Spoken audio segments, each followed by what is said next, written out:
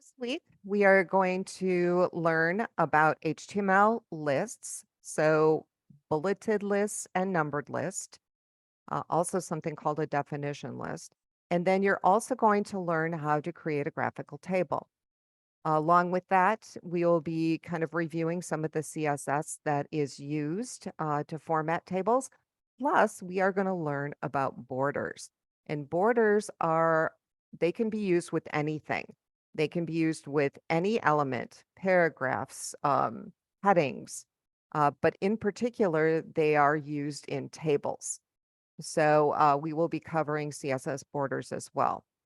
So you're going to start with the web-based readings. And again, these are pretty short. And we're just focusing on what you need to know about creating tables and lists.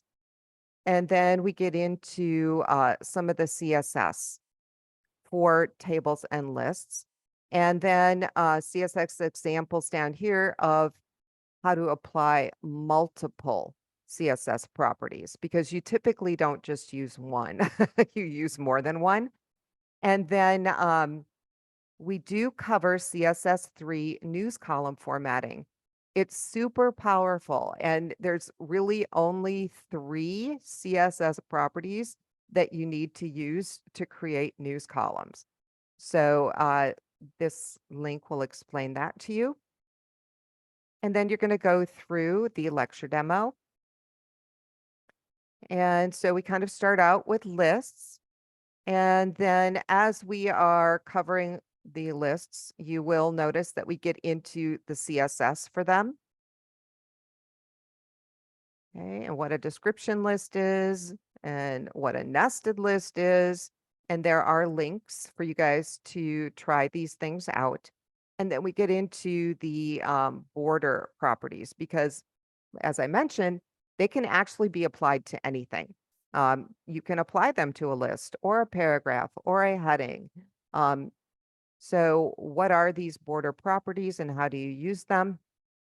And then we get into graphical tables and how you create them.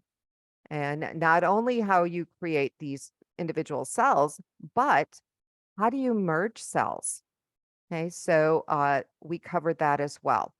So make sure you read through all of this. This is pretty important information, and there are questions on graphical tables on your certification exam. So it is important that you guys understand all of this. Then you guys are going to be working on the textbook assignment. And the textbook assignment this week has a couple different pages that you're going to download. And then the first one, the lemon cheese, cream cheese crumb cake, just so you know, this is an actual recipe. So you could make it. But we are going to be mainly focusing on creating different types of lists. There is like a little table that you're going to add to it as well, but the main focus is working with the different types of lists. You'll notice that there are graphics that you need to download, and I'm kind of giving you a starter CSS file for this. And so you are going to download it, open it for editing, and follow the directions basically to create this page. There is a video that you can watch while you're doing this. And to me, the best way to utilize these videos is to watch them on a mobile device while you are doing the assignment. Okay, that is the most time effective way to complete the assignments. So you are going to be going through this and changing the HTML. And then the next task involves changing the CSS. And do not forget to add the main tag here. Task 4, still working on our cream cheese crumb cake recipe. And basically what you're going to do is there's some text at the top that you are going to place in a little table. And here's the table, what it looks like when you are done. And there's directions on how to do that. And at that point, you're going to be done with the recipe and you'll move on to Hitchcock movies. So, the Hitchcock movies, you're going to be adding the table code, and I definitely would copy and paste for the rows and the columns. And in the video, you can see that I heavily use copy paste. But this is the structure for the table. Okay, and once you get done with that, you're going to be adding some styling to the page for your CSS, and I've kind of highlighted here what you need to add. And then you are going to be combining the columns and rows. So we're going to be merging columns and we're going to be merging rows. And this explains how to do that. And you can see the attribute that you're going to be adding to merge the rows and columns. I think we have a call span in here too. Okay, and then when you're done, this is what it should look like. And there's your call span. Okay, so at that point you are complete. And then we get into creating news columns. And this is going to be with the breaking news page. And basically, this is the internal style sheet that you need. And you can see not a whole lot of CSS to create kind of a cool effect. And at the bottom, we have our grading rubric. So that is the textbook assignment. The lab assignment has a couple different parts.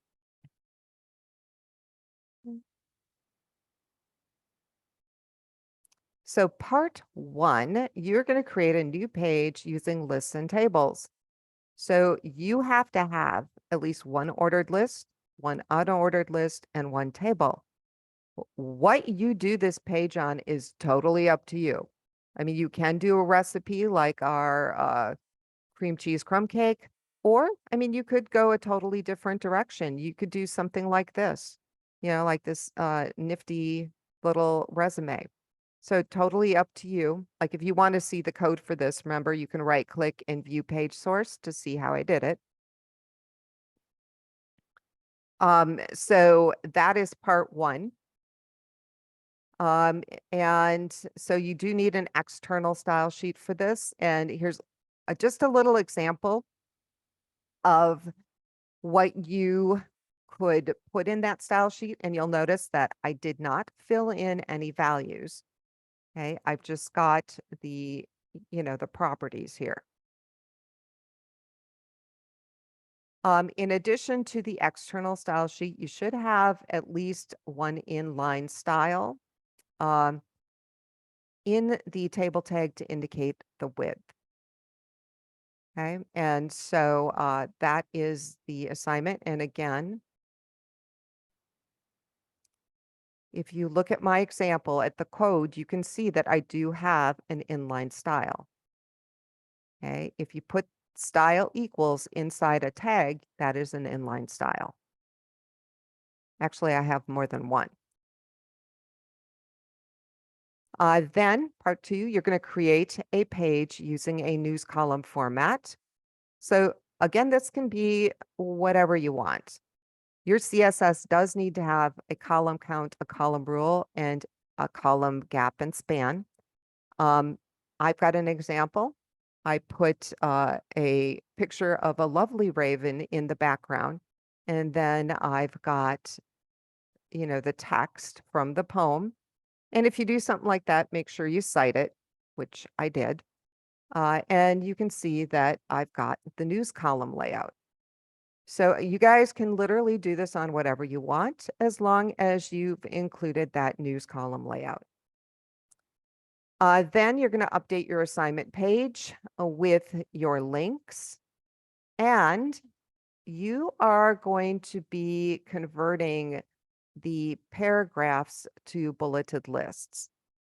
And there is a kind of a shortcut you can use for that. So I am giving you like a little helpful hint here to use the replace command in VS Code.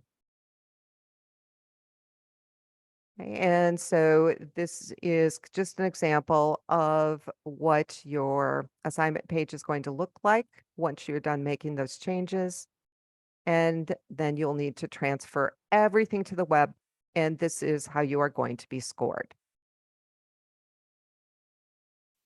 So that's it for the assignments. We do have an industry night out this week at Sarah Lee. This is the Dropbox for that. If you attend, you just need to submit a summary of what you thought about the event and what you learned, and you get 10 points extra credit. Information about the event is up here, and here is the flyer that you can pull up and look at. The resource section.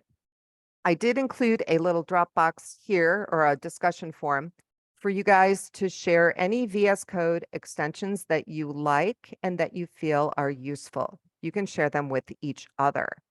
For those of you who are like kind of scratching your head, what the heck are you talking about?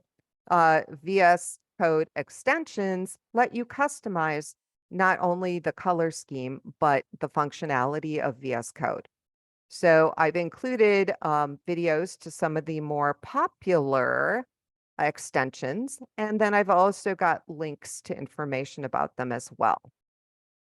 So feel free to customize VS Code. Anything that you install that you don't like, you certainly can uninstall quickly. And then again, if there's ones that you think are super useful, it's nice to share them with your classmates. If you run into problems this week, please let me know. Make sure you transfer your pages to the web if it is a problem with one of your pages. Transfer those pages to the web, send me an email message, and then I'll go take a look. Have a great week and have fun with the lesson. I think personally it is fun creating your own pages and designing them. So I hope you guys find it fun too.